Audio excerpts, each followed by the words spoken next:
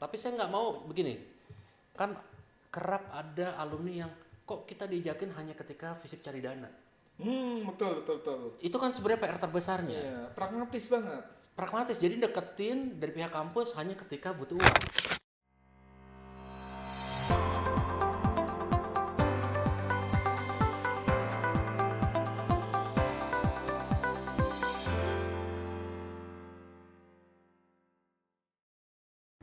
FISIP Talk kali ini kehadiran calon dekan FISIP UI. Yang sekarang hadir adalah Mas Wisnu. Mau tahu baju yang kita pakai? Ini adalah merchandise asli dari Iluni FISIP UI. Dapatkan segera ya. Mau tahu kabar lebih lanjut tentang FISIP UI dan segala aktivitasnya? Silahkan subscribe Iluni FISIP. Mas Wisnu, salam terhangat, salam kenal dari kami. Terima kasih sudah berkenan datang. Mas Wisnu, apa kenangan indah ataupun pengalaman yang menggambarkan enaknya kuliah di FISIP? Baik. Terima kasih ya Mas Modi udah diundang ke acara ini, programnya Iluni. Baik, kalau berbicara mengenai FISIP ya, tentu banyak kenangan.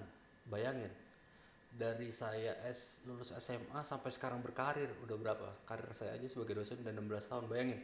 Masih warga FISIP loh. Iyalah. Kebayang Iluni. dong.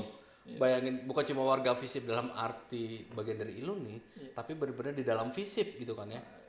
Yang termaksud mengelola secara administratif walaupun levelnya masih di bawah Mas ya. FISIP itu buat saya udah rumah kedua, beneran rumah.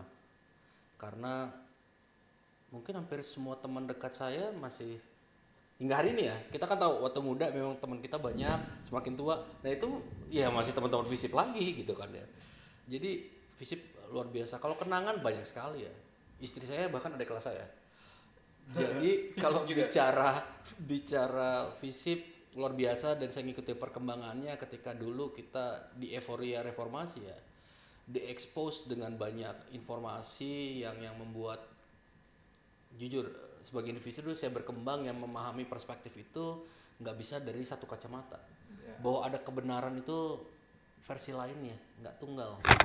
Apa sih yang mau dibawa ke FISIP sebagai dekan FISIP jika nanti terpilih? Baik, cita-cita banyak ya, tapi mesti dipahami periode kepemimpinan dekan itu hanya 4 tahun.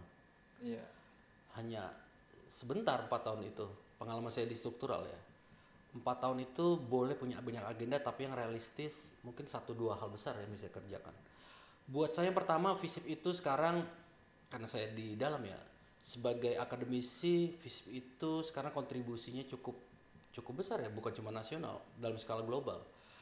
Semakin banyak dosen FISIP yang punya publikasi kualitas bagus, Q1, Q2 ya, tentunya punya impact dalam perkembangan ilmunya. Apa yang bisa dilakukan jika saya sebagai dekan? Satu, tentu di akademik tadi kita udah global, tentu memberikan lebih impact-nya ya, lebih besar lagi. Kedua, saya menekankan pada inovasi sosial dan kewirausahaan. Apa itu, Mas?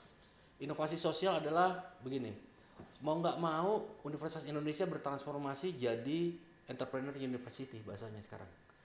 Karena pemerintah semakin sedikit kan ngasih subsidi sekarang. Nggak kayak zaman dulu UI disubsidi 100% pemerintah, sekarang mungkin skalanya 10-15%. Maka harus jadi entrepreneur adalah berarti mindsetnya kan yang berubah.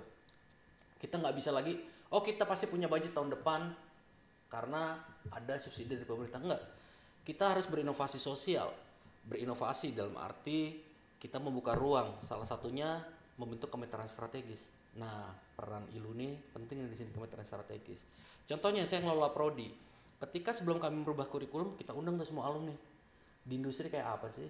Sehingga adik-adik kelas ini nanti kalau kuliah di Departemen Komunikasi gitu ya, di prodi sarjana harus punya skill apa. Itu yang paling minim lah kontribusi ya. Kontribusi lain bisa banyak hal ya. Tapi saya nggak mau begini. Kan kerap ada alumni yang kok kita diajakin hanya ketika FISIP cari dana. Betul. Itu kan sebenarnya PR terbesarnya. Iya, pragmatis banget. Pragmatis, jadi deketin dari pihak kampus hanya ketika butuh uang.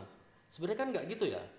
Sekali lagi, kita bangunlah relationship mulai tadi diundang dari, oke kita mau buat kurikulum nih, bantuin dong kalian di industri. Kan nggak bentuk uang kan? Maksudnya bentuknya lebih personal dulu dibangun.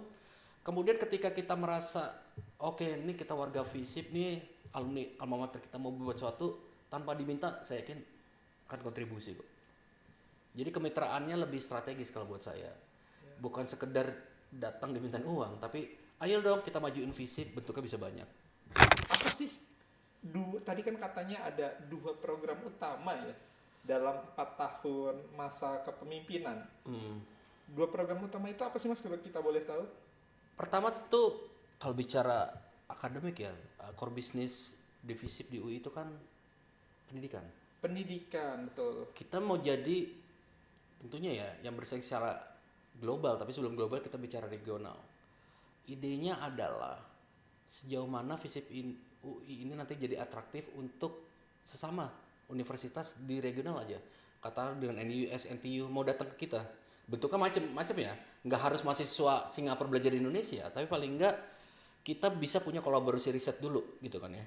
Ini yang sebenarnya sedang dibangun dalam skala kecil. Saya udah melakukannya. Saya itu melakukan kolaborasi riset dengan University of Queensland.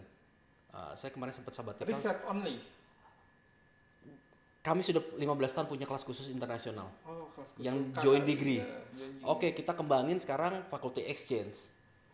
Kedepannya adalah kita cari funding bareng.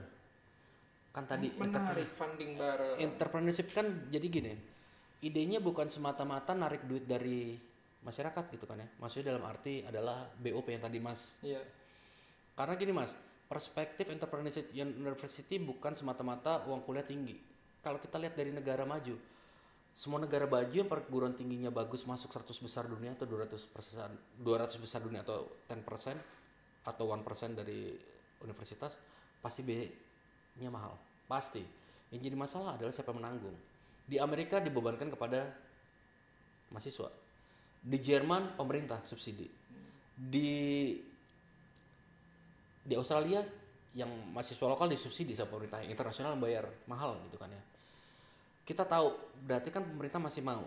Ketika pemerintah sekarang mungkin ya situasi ekonomi berubah, pemerintah lebih memberikan, maka entrepreneurship itu harus diterapkan. Maksudnya gini, jangan semua beban ke mahasiswa. Ketika kampus bisa tadi berbisnis tanda kutip ya, dapat dana hibah dari luar negeri ya bentuknya dolar, tentu membantu ya. Dengan sedikit pemasukan, kemudian ada juga yang model Ventura yang dilakukan beberapa kampus di Indonesia. Katakanlah kampusnya ada ruang sedikit dibuka semi mall, disewakan gitu kan ya. Apakah seorang dekan fakultas punya power yang sedemikian Mas buat melakukan perubahan itu semua? Pada skala kecil ya. Pada skala kecil. Ya dalam otoritas sebagai dekan tentunya. Tapi kan semua bisa koordinasi dengan pihak rektorat tentunya. Berarti bukan pengambil keputusan utama ya, tapi setidaknya bisa memberikan masukan dan warna ya. Dalam titik tertentu di wilayah FISIP bisa. Oh, area FISIP. Area keilmuan FISIP, karena dekan kan punya otonomi tertentu gitu kan ya. Baik. Kan rektorat memberikan garis besar gitu kan ya. Katakanlah UI mau kesini seperti rektor sekarang udah punya visi dan segala macam rencana strategis ya. Dekan dalam koridornya bisa menginterpretasikan itu gitu kan ya. Bisa memberikan nuansa, kan cuma koridor. Selama kita bermain di koridor itu oke. Yang jelas rektor sekarang itu membuka ruang untuk entrepreneurship. Kolaborasi mitra strategis. Kita ke arah sana. Salah satunya internasionalisasi pendidikan. Dalam apa? Semoga kita bisa mengundang ya mahasiswa dari luar untuk belajar di FISIP. Tapi kan mahasiswa luar mau datang ke FISIP, kenapa? Satu, peringkat prodinya bagus. Kedua, ada pakarnya gitu kan ya. Maksud saya dengan mengembangkan itu, ya kita berangkat dari yang kita punya dulu aja. Semoga ya. Amin, amin. Bukan ambisius, saya pikir FISIP udah dikenal kok. Kalau cuma level nasional kita udah tahu lah FISIP UI. Baik. Yang kita bicara sekarang kan regional ya. Semoga apa yang dicita-citakan oleh Mas Wisnu bisa terwujud. Kita semua mendukungnya, kita mengharapkan semua yang terbaik. Terima kasih buat X8 Office Space yang sudah menyediakan tempat untuk podcast kita kali ini. Terima kasih untuk Madam Ena yang sudah memberikan konsumsi dengan cita rasa yang luar biasa. Terima kasih juga buat Iluni FISIP UI Mari terus ikuti dan terus bergabung di semua acara Ilunivisip. Tentunya bermanfaat. Jangan lupa subscribe channel Ilunivisip, terutama simak terus Visip Talk. Terima kasih Mas Wisnu untuk kesediaannya. Sukses selalu. Sama-sama Mas. Ya. Makasih semua.